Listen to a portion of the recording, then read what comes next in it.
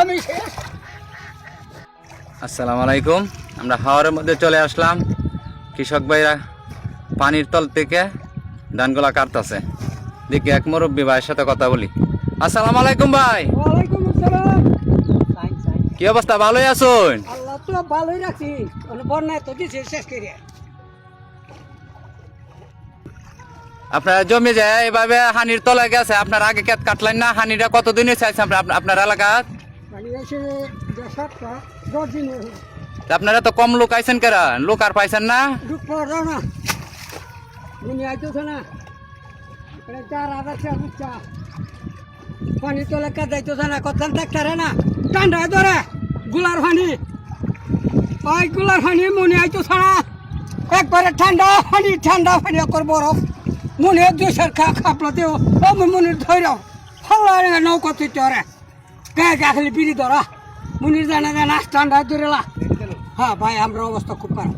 এই যে দেখো ভাই, দেখো এই যে জমিগুলি আছে, এটা ভাই যা লাগাইছি ফুট মাস অকর ভাই অকর ইনশাল্লাহ এবারে আমি শেষ ভাই, আমার কাম শেষ।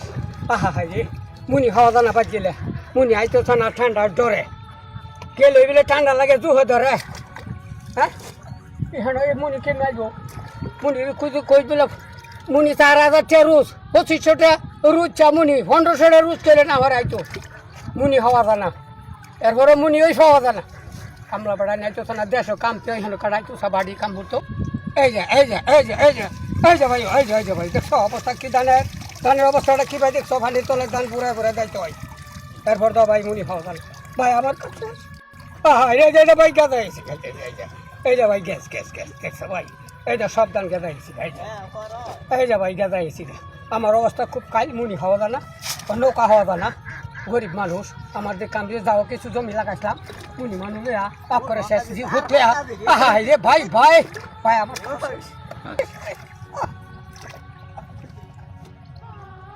আমি শেষ।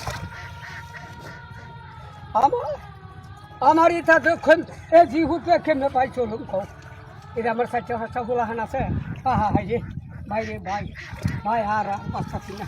আরে এরপর তো নাই ধানের দর মেহারি নিত না বেহারি হলে ভাই তো 600 এমন কত 600 এমন আমার হরতা উঠতে কত 600 এমন এরপর তো না ওই হরে কইতে গেছে নিতাম হই না।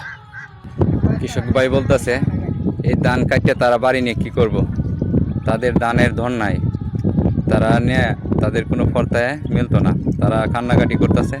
সবাই যদি ভিডিওটা ভালো লাগে ও লাইক ও কমেন্ট শেয়ার করে দেবেন। ধন্যবাদ।